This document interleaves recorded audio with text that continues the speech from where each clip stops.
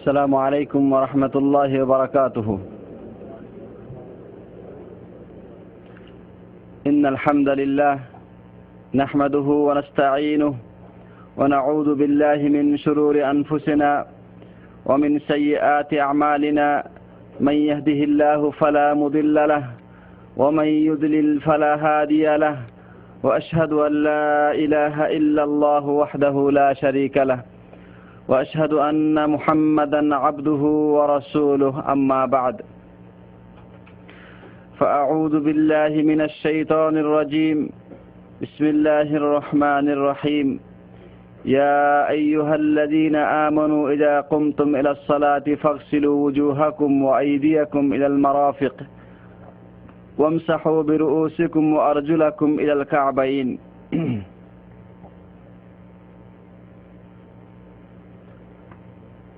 আলহামদুলিল্লাহ, প্রথমে মহান রব্বুল আলামিনের প্রশংসা আদায় করে তার নবীর ওপরে দরুদ ও সালাম পেশ করার পরে আজকে আমরা আপনাদের সামনে গুরুত্বপূর্ণ ইবাদত সালাত এর পদ্ধতি সম্পর্কে আলোচনা করার জন্য উদ্যোগ গ্রহণ করেছি। আল্লাহর কাছে আমরা প্রার্থনা করি তিনি আমাদেরকে এই বিষয়ের উপরে পরিপূর্ণরূপে আলোচনা করার তৌফিক দান করেন। যেহেতু সালাত ইসলামের সর্বশ্রেষ্ঠ ইবাদত, এই জন্যে এই সালাত আদায় করার আগে একটা প্রস্তুতি দরকার রয়েছে, আর সেই প্রস্তুতির নাম হচ্ছে পবিত্রতা। পবিত্রতা দুভাগে বিভক্ত, ছোট পবিত্রতা, বড় পবিত্রতা। যদি গোসল ফরজ হয়ে থাকে তাহলে এর গোসল করার মাধ্যমে যে পবিত্রতা অর্জন করা হয় তাকে বলা হয় বড় পবিত্রতা, আর ওযুর মাধ্যমে যে পবিত্রতা অর্জন করা হয় তাকে বলা হয় ছোট পবিত্রতা। মুসলিম নামাজে আসার আগে ছোট এবং বড় সব ধরনের পবিত্রতা অর্জন করবে।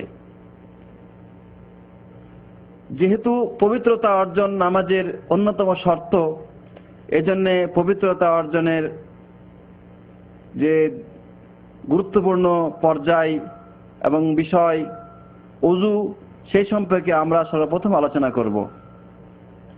আল্লাহ রাব্বুল আলামিন এই ব্যাপারে ইরশাদ করেছেন সূরা আল মাইদা 6 নম্বর আয়াতে।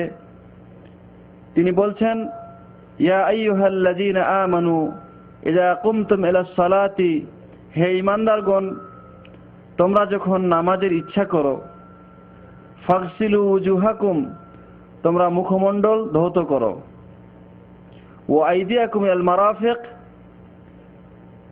কোনই পর্যন্ত দুই হাতকে ধৌত করো, ওয়ামসাহু বিরউসিকুম, মাথা মাসহ করো, ওয়া আরজুলাকুম ইলাল কাবাইন, এবং টাকনু পর্যন্ত দুই পা ধৌত করো। এই আয়াতে আল্লাহ তাআলা ওযুর নিয়ম বলে দিয়েছেন, আর এই নিয়মকে বাস্তবায়ন করেছেন প্রিয় নবী মুহাম্মদ মুস্তাফা সাল্লাল্লাহু আলাইহি ওয়াসাল্লাম। ওযু একটি গুরুত্বপূর্ণ ইবাদত, সেই হিসাবে এর ফজিলত রয়েছে, মর্যাদা রয়েছে। এ সম্পর্কে আল্লাহর নবী সাল্লাল্লাহু আলাইহি ওয়াসাল্লাম ইরশাদ করছেন, ইন্না উম্মতি ইয়াতুনা ইয়াওমাল কিয়ামাতি গুররাম মুহাজ্জালিনা মিন আসারিল ওযু, নিশ্চয় কিয়ামতের দিন আমার উম্মত উপস্থিত হবে, তাদের মুখমণ্ডল এবং হাত পা গুলো ওযুর কারণে আলোকিত এবং চমকিত হতে থাকবে। সুতরাং যে ব্যক্তি ইচ্ছা করে, ফামানিস্তাতা মিনকুম আন ইউতিলা গুররাতাহু ফালিয়াফআল, কেহ যদি এই আলোক এবং উজ্জ্বলতা বৃদ্ধি করতে চায় তাহলে সে যেন সেটা বৃদ্ধি করে বা বাড়িয়ে দেয়। হাদিসটি বুখারী এবং মুসলিমে বর্ণিত হয়েছে। তো এই ওযুর ফজিলত আমরা শুনলাম, এবার আসুন আমরা আলোচনা করব ওযু শুরু করার পদ্ধতি। ওযু শুরু করার আগে যে শর্তগুলি রয়েছে জরুরি, যেমন আমরা উল্লেখ করেছি সব ধরনের ছোট বড় নাপাকি থেকে পবিত্র অর্জন করতে হবে। যেই পানি দিয়ে আমি ওযু করব সেই পানিটা পবিত্র হতে হবে। যেহেতু ওযুর বিষয়টা অঙ্গ প্রত্যঙ্গের সাথে জড়িত, এজন্যে আমার চামড়া, শরীরের চামড়া বা নখ বা চুলের গোড়া পর্যন্ত পানি পৌঁছতে বাধা দেয় এরকম কোনো বস্তু, যেমন আটা, মোম বা মাটি বা তেল যদি থাকে, সেটাকে অপসারণ করতে হবে। ওযু শুরু করার প্রাক্কালে নিয়ত করতে হবে। নিয়ত শব্দের অর্থ হচ্ছে অন্তরে ইচ্ছা বা সংকল্প। নিয়ত মুখে উচ্চারণ করা ইসলামের বিধান নয়, এটি মানুষের তৈরি করা একটি বিধান। যে কোনো ইবাদতের আগে নিয়ত লাগে। আল্লাহ নবী সাল্লাল্লাহু আলাইহি ওয়াসাল্লাম ইরশাদ করেছেন, ইন্নামাল আমালু বিন্নিয়াত, ইবাদত সমূহের বিশুদ্ধতা এবং অশুদ্ধতা নির্ভর করছে নিয়তের উপরে। ওয়া ইন্নামা লিকুল্লি ইমরিম মা নাওয়া, প্রত্যেক ব্যক্তি যা নিয়ত করবে তাই সে পাবে। সুতরাং যেহেতু ওযু একটি ইবাদত, এজন্য এই ইবাদতের আগে আমাদেরকে নিয়ত করতে হবে। আর এই নিয়তের ক্ষেত্রে যে মানুষ কিছু শব্দ উচ্চারণ করে থাকে, যেমন বিসমিল্লাহিল আলিল আযীম, আল ইসলামু হাক্কুন আল কুফরু বাতিলুন, আর ওই ধরনের কি কি শব্দ তারা উচ্চারণ করে থাকে, এগুলি আল্লাহর নবী সাল্লাল্লাহু আলাইহি ওয়াসাল্লামের সুন্নাতের সাথে সম্পৃক্ত নয়। সুতরাং তা পরিত্যাজ্য। প্রথমে অন্তরে নিয়ত করে শুরু করব বিসমিল্লাহ বলে। বিসমিল্লাহির রহমানির রহিম বলারও কোনো প্রয়োজন নাই, শুধু বিসমিল্লাহ বললেই হয়ে যাবে, কারণ হাদিসে এই শব্দটুকুই এসেছে। প্রথমে 2 হাত কবজি পর্যন্ত ধৌত করতে হবে। বিশেষ করে যদি আমি ঘুম থেকে জাগ্রত হই, তাহলে পাত্রে হাত ঢোকানোর আগে হাত দুটিকে কবজি পর্যন্ত 3 বার ধৌত করা উচিত। এবং নবীজি নিষেধ করেছেন, বলেছেন, তোমাদের কেহ যদি ঘুম থেকে জাগ্রত হয়, তাহলে সে 2 হাত দুটিকে কবজি পর্যন্ত 3 বার ধৌত না করে যেন পাত্রের মধ্যে না ডুবায়, কেননা সে জানে না তার হাত দুটো কি অবস্থায় রাত কাটিয়েছে। এরপরে হাতে পানি নিয়ে নাকে এবং মুখে এবং নাকে দেওয়া।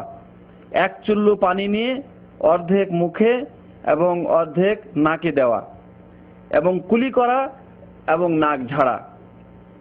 এই কাজটি 3 বার করতে হবে। বুখারী শরীফের রিওয়ায়েতে রয়েছে, মুসলিমের রিওয়ায়েতে রয়েছে এবং তিরমিজির রিওয়ায়েতে রয়েছে, আল্লাহর নবী 1 চুল্লু পানি নিয়ে কুলি করেছেন এবং নাক ঝেড়েছেন। সুতরাং 1 চুল্লু পানিতেই কুলি করা এবং নাক ঝাড়া উত্তম। এখানে যদি আমি সিয়াম অবস্থায় না থাকি, তাহলে কুলি করার সময় গলার ভিতরে পানি দিয়ে গড়গড়া করা, এটা সুন্নাত। আল্লাহ নবী সাল্লাল্লাহু আলাইহি ওয়াসাল্লাম বলেছেন, বালিগ ফিল মাদমাদা ওয়াল ইস্তিনশাক ইল্লা আন তাকুনা সাইমান, তুমি নাক ঝাড়া এবং কুলি করাতে অতিরঞ্জিত করো, তবে যদি রোজা অবস্থা থাকে তাহলে সেটা করিও না। তার মানে সেই অবস্থায় গলার মধ্যে পানি চলে যাওয়ার সম্ভাবনা রয়েছে। এরপরে মুখমণ্ডল ধৌত করতে হবে। মুখমণ্ডল ধৌত করার সীমানা হচ্ছে উপরে চুল গজানো স্থান থেকে নিয়ে নিচে থুতনি পর্যন্ত, দাড়ির শ্বাস সীমানা পর্যন্ত, এবং ডাইনে বাঁয়ে 1 কানের লতি থেকে আরেক কানের লতি পর্যন্ত ধৌত করতে হবে। মুখ ধৌত করার পরে হাত ধৌত করতে হবে। প্রথমে ডান হাত কনুই পর্যন্ত, অতঃপর বাম হাত কনুই পর্যন্ত। হাত ধৌত হয়ে গেলে মাথা মাসে করতে হবে। মাথা মাসে করার জন্য হাতে নতুন করে পানি নিয়ে ওই পানি ছেড়ে দিয়ে ভিজা হাত মাথার প্রথম অংশ থেকে শুরু করে পিছনের অংশে নিয়ে যেতে হবে, আবার সেখান থেকে ফিরিয়ে যেখানে শুরু হচ্ছিল সেখানে এসে ছেড়ে দিতে হবে। অতঃপর হাতে নতুন করে আবার পানি না নিয়েই 2 তর্জনী আঙ্গুল কানের ছিদ্রের মধ্যে প্রবেশ করিয়ে কানের ভিতরের যে ভাঁজগুলো রয়েছে তার মধ্যে সে আঙ্গুলটিকে ঘোরা